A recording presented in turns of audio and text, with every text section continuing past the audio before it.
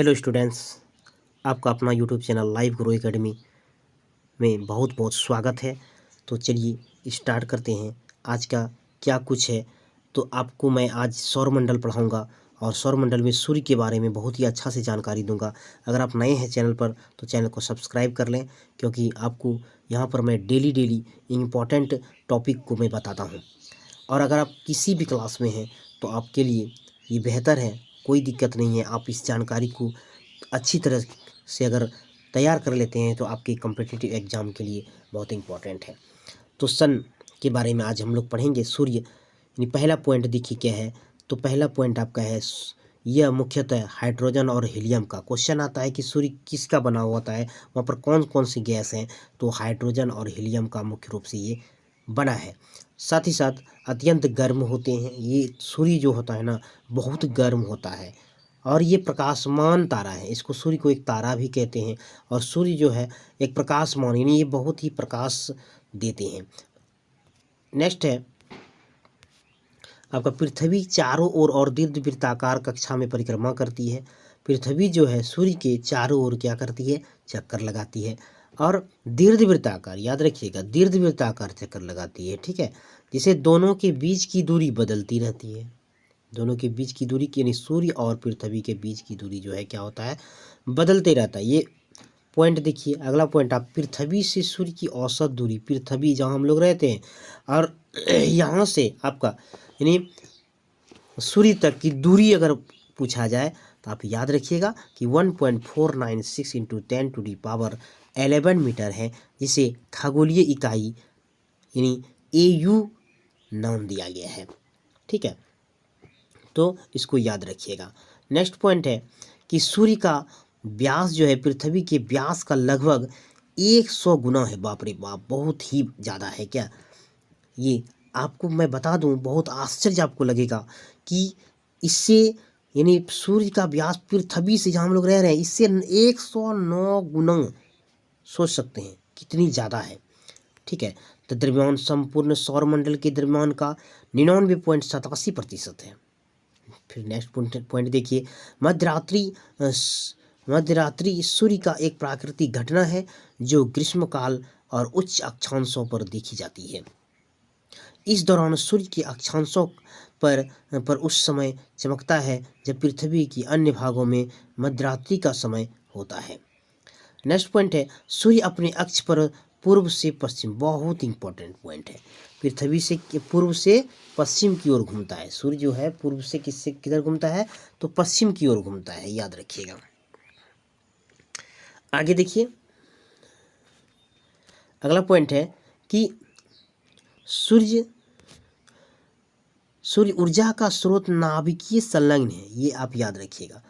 और एक पॉइंट यहाँ छूट गया, ऊपर में मैं बता दूं उसको कि सूर्य का केंद्रीय भाग क्रोड कहलाता है। केंद्र भाग यानी सूर्य है तो केंद्र जो भाग है ना उसको क्या कहते हैं, तो उसको क्रोड कहते हैं, यानी क्रोड, जिसका तापमान 1.10⁻70 यानी डिग्री सेल्सियस है, 7 डिग्री सेल्सियस है, ठीक है।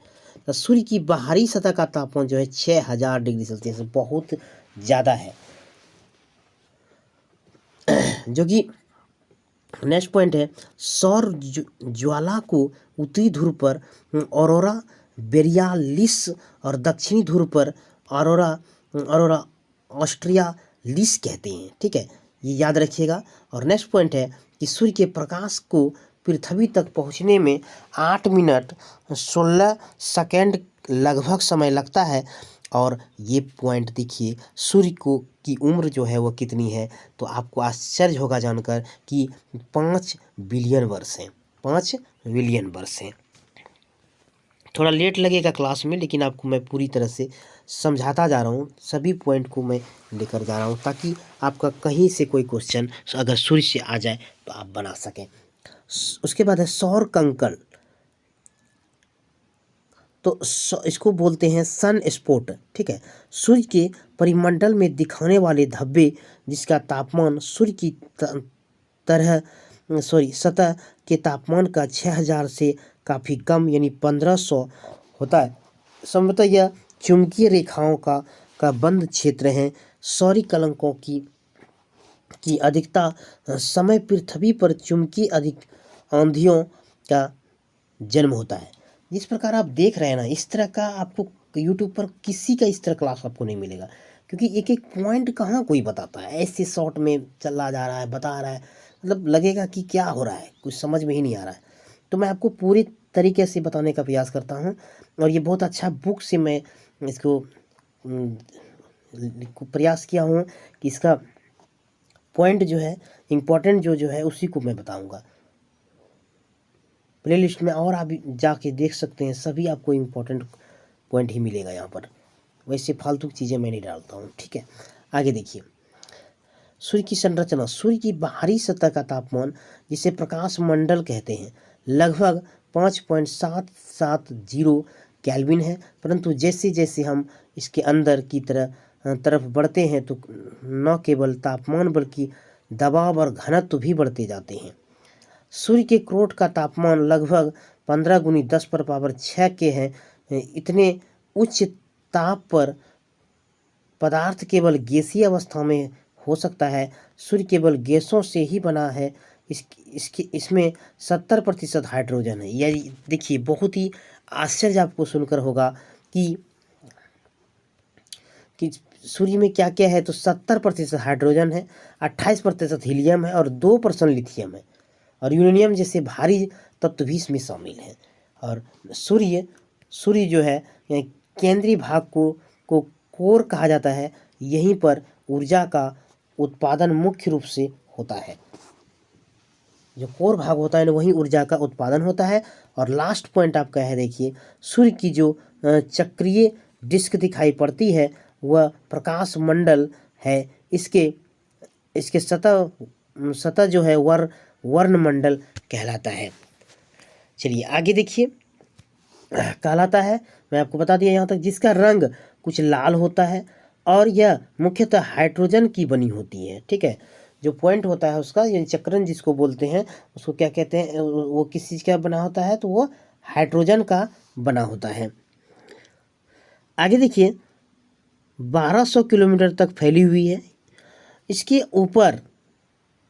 ऊपर वो जो चक्रण है वो कितना है, तो 1200 किलोमीटर फैला हुआ है। सोचिए कितना बड़ी है। सतह को प्रभामंडल कहते हैं, जो सूर्य ग्रहण के समय दिखाई पड़ता है। और नेक्स्ट पॉइंट है, सूर्य की सबसे ऊपरी परत को कोरोना कहते हैं। ये कोरोना वायरस अपने समझिएगा, ये आपका जो है नाम है सूर्य का एक भाग का परत जो है उसका नाम है कोरोना, ठीक है। और सूर्य इसकी परिक्रमा करने वाले 8 ग्रहों की, यानी 8 ग्रह हैं, और अनेक क्षुद्र ग्रहों, धूमकेतु तथा उल्काओं को समूह रूप में सौर मंडल कहते हैं। यानी सभी जो है वहाँ पर, और सभी को मिला जुला कर जो है नाम क्या दिया गया है, सौर मंडल दिया गया है, ठीक है। आगे देखिए, अब हम लोग थोड़ी सी देखेंगे ग्रह। सूर्य के चारों ओर परिक्रमा करने आकाशीय पिंडों को ग्रह कहते हैं।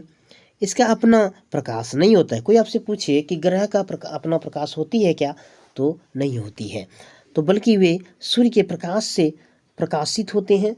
सौरमंडल में 8 ग्रह हैं। सूर्य से बढ़ती दूरी के क्रम में इसका नाम है, देखिए, बुध है, शुक्र है, पृथ्वी है, मंगल है, बृहस्पति है, शनि, अरुण और वरुण है। नेक्स्ट है, द्रव्यमान के अनुसार ग्रहों को पार्थिव ग्रह कहते हैं, ठीक है। यानी के अनुसार जो है पार्थिव ग्रह और जोवियन ग्रह में बांटा जाता है। पार्थिव ग्रह छोटे ठोस होते हैं, जिसके अंतर्गत बुध, शुक्र, पृथ्वी और मंगल को सम्मिलित किया गया है। जोवियन ग्रह बड़े और तरल अवस्था में है, जिसके अंतर्गत बृहस्पति, शनि, अरुण, वरुण को सम्मिलित किया गया है। तो देखिए, आज सूर्य का मैं आपको पूरी जानकारी दे दिया। अब मैं आपको बताऊंगा बुध के बारे में। बुध देखिए, बुध जो है सूर्य का सबसे निकटतम और सबसे छोटा ग्रह है। क्वेश्चन आता है कि बुध कैसा ग्रह है, कि छोटा है कि बड़ा है, यानी कहेगा कि ग्रह सबसे छोटा ग्रह कौन सा है, तो आपको ऑप्शन देना है, बुध ऑप्शन रहेगा, आपको टिक मारना है। और सूर्य से सबसे निकटतम भी यही है, निकट यानी ज़्यादा जो है निकट कौन है, तो आपका बुध है। यह सौरमंडल का तीव्रतम ग्रह यानी फास्टेट ज़्यादा तेज़ी से चलने वाले, सूर्य के चारों ओर चक्कर लगाने वाला बुध जो है ये सबसे फास्टेट यानी स्पीड चलने वाली ग्रह है। ठीक है, बुध जो है चंद्रमा के सदृश दिखाई देता है, चंद्रमा के सदृश दिखाई देता है। यानी बुध ग्रह का घनत्व जो है, घनत्व देखिए कितना है, 5.4 ग्राम प्रति घन सेंटीमीटर, जो कि पृथ्वी के घनत्व के बराबर है। इस ग्रह को का कोई उपग्रह नहीं होता है। बुध का क्वेश्चन आएगा कौन सा ग्रह है जिसका कोई उपग्रह नहीं है, तो आप बुध याद रखिएगा। ठीक है, अगला क्वेश्चन देखिए, अगला आपको मैं बताऊंगा शुक्र के बारे में। एक मिनट, ठीक है।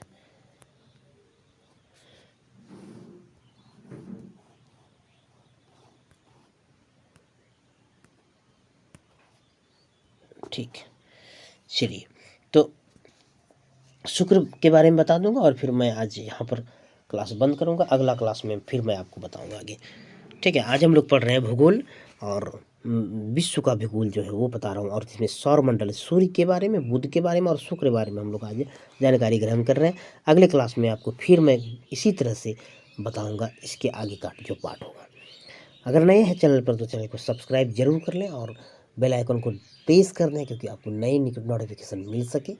तो देखिए शुक्र के बारे में समझिए। शुक्र ग्रह का आकार लगभग पृथ्वी के समान है। शुक्र देखिए पृथ्वी के लगभग बराबर है। ठीक है, याद रखिएगा। और निकटतम है, इसे सौर्य का देवता भी कहते हैं। अब कहेगा कि कौन सा ग्रह को सौर्य का देवता कहते हैं, तो शुक्र को क्या कहते हैं, सौर्य का देवता कहते हैं। इसके वायुमंडल 97% कार्बन डाइऑक्साइड पाई जाती है। 97% इसमें कार्बन डाइऑक्साइड पाई जाती है। ठीक है, और यह सबसे चमकीला और गर्म ग्रह है। और शुक्र ग्रह का कोई उपग्रह नहीं है, इसका भी कोई उपग्रह नहीं है और बुध का भी कोई उपग्रह नहीं था, याद रखिए। इसे भोर का तारा भी कहते हैं। शुक्र को क्या कहते हैं, भोर का तारा, सांझ का तारा अगर बोले तो शुक्र को कहते हैं। और क्योंकि यह भोर में, सांझ में दिखाई ज़्यादा देता है।